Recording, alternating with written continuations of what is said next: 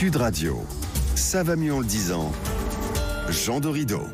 Bonjour Jean. Bonjour Jean-Marie, bonjour à tous. Docteur en psychologie, fondateur de l'application Zenfi. Alors Jean, on va pas se le cacher, l'actualité de ces derniers mois n'est absolument pas réjouissante, entre le conflit israélo-palestinien, l'antisémitisme en France, la guerre en Ukraine, les attaques au couteau, les attentats en France. Eh bien ce matin, vous nous parlez d'une pratique étudiée par les chercheurs.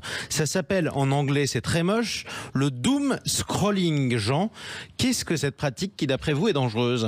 Alors comme vous l'avez dit Jean-Marie, c'est de l'anglais. En fait, c'est un terme anglo-saxon, le doom scrolling, qui vient de doom, qui signifie ténèbres. Et le scrolling, vous savez, c'est ce terme qui consiste à faire défiler des informations ou des images sur un écran de smartphone. On parle du verbe scroller en français.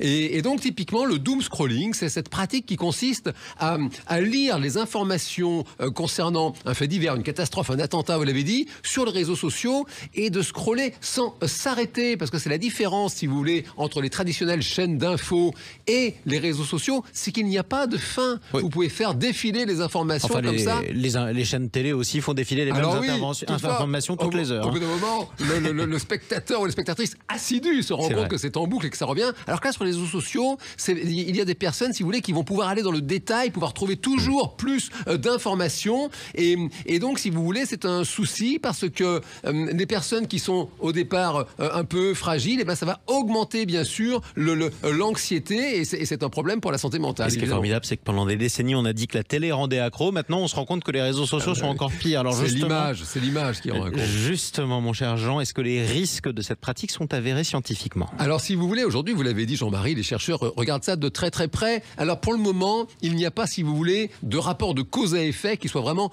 démontré par A plus B.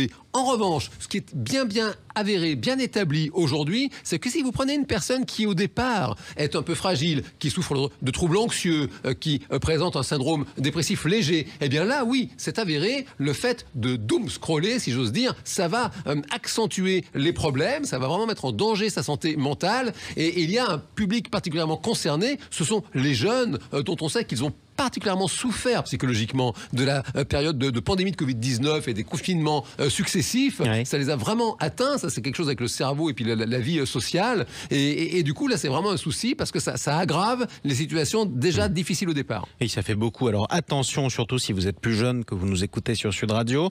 Mais Jean, on va pas se mentir, on a tendance à être plus intéressé par les mauvaises nouvelles, en tout cas en journalisme. On le sait bien. Est-ce que les psychologues savent d'où vient le fait qu'on s'intéresse surtout au train qui arrive en retard? Alors écoutez, oui, il y a quand même une théorie qui semble assez solide, c'est d'aller voir la psychologie darwinienne, la psychologie de l'évolution.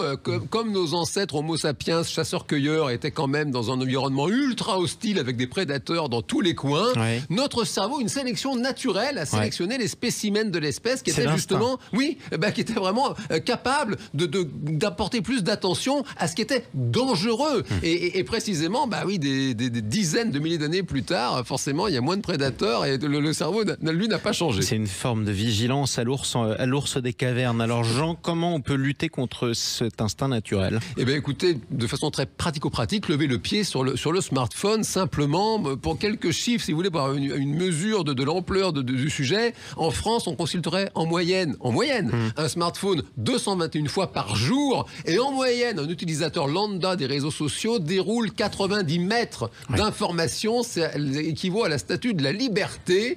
Donc c'est une moyenne. 90 mètres d'informations qu'on fait dérouler sur notre smartphone. La taille d'un smartphone, voilà. 90 mètres. C'est une moyenne. Donc il y en a qui font la tour Eiffel, à mon avis, tous les jours. Donc c'est vrai que si vous avez le sentiment que c'est un petit peu toxique pour vous, levez le pied. C'est ça. Mettez en veille le smartphone et allez prendre l'air, ça fait du bien. Et revenez à votre bon vieux Nokia, j'imagine. Merci beaucoup, Jean Dorido. Je rappelle votre livre, il fait pas 90 mètres, mais il est intéressant. Non.